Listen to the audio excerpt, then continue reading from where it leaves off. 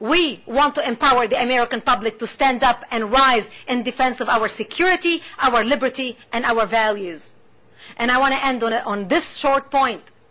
I want to thank each one of you for preparing a country for an immigrant like me to come to this great nation of ours. I want to thank you for exercising your freedom of speech, your freedom as an American to vote, to participate in our public policy, to work in America's economy, to prepare a great nation for immigrants like me who come to America, who believe America is God's gift to the universe, who wake up every morning thanking God we made it to the promised land.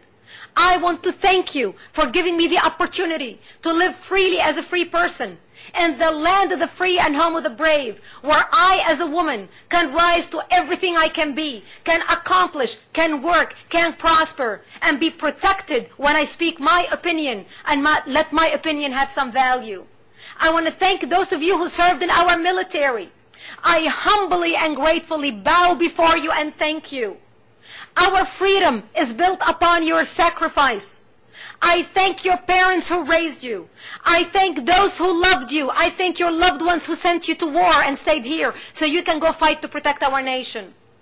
We are not who we are as the greatest nation in the world without your sacrifice. I urge you today to rise in defense of America. I urge you today to go to actforamerica.org and sign up to join us. And I urge you to get They Must Be Stopped, Why We Must Defeat Radical Islam, and how we can do it, and pass it to everybody who cares about our country. God bless you, and God bless America, and I open it for questions.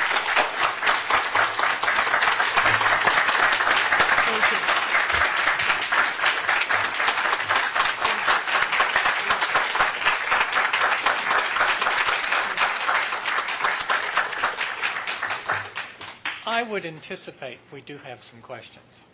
If you would please wait, we have mics available. If you'll give your name as a courtesy to our guest speaker, we will I'll let you recognize them, I assume. Okay. All right. Yes, go ahead. Al Milliken, American Independent Writers. What do you see as the proper approach for Muslim and Christian dialogue? And in particular, how do you think that the Crusades should be approached? Do you think Christians apologizing for crusaders of the past is wrong or weak or immoral? I'm going to answer your question in the order you asked it. How can we positively engage in dialogue with the Muslim community? We must engage the Muslim community, the moderate community. We must show them how they're going to be victimized as much as we are if the radicals drive the agenda and win the debate at the end of the day, because they're going to lose as much as we lose. And give them the examples of what happened in Iran, what happened in Afghanistan, what's happening in areas, in Islamic areas where the Muslims are taking over. We need the moderates to stand up and be counted.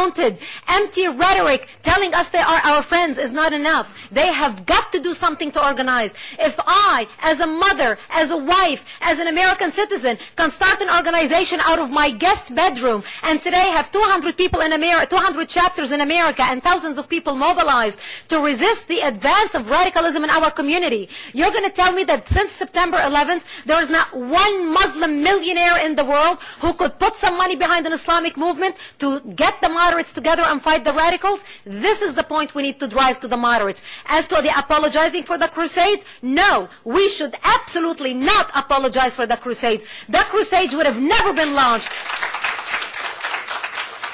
The Crusades would have never been launched if it wasn't for the Muslims taking, butchering, and slaughtering Islamic lands, and the Crusades went after them to liberate them. I will say that I do apologize for the Crusades killing the Jews and the way they did to not only the Muslims, but to the non-Muslims and the way they killed. But you know what? When you look back at that period in history, this is how wars were done. Now, that does not justify or make any apologies for the Crusades. The Crusades were a resistance movement that came as an answer to Islam that killed millions of people.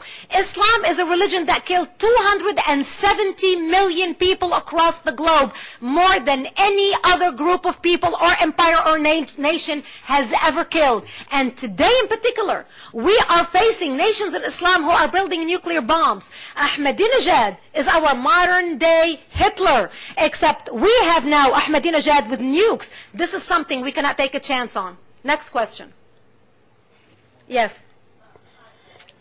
Hey, so good to see you again. Hi, your speech was great, as always. Thank you. My understanding is that the Muslims are, when they're building the mosque, that they have some strategy where they're planting them all over in Jewish neighborhoods. And I was wondering if that's part of the Muslim Brotherhood plan, and what do you think the reason for that would be? They are planting them every way they can plant them. Now, it is easier for them to build them in Jewish neighborhoods because Jews in general are tolerant and understanding, and they will be more likely to put the least resistance. They're not going to have any resistance building a mosque in a Jewish community than they're going to have resistance building a mosque in a good old boy neighborhood in Oklahoma City. So that's the reason why you see more mosques built in Jewish neighborhoods instead of Christian neighborhoods. However, they are trying to build them anywhere they face the least resistance.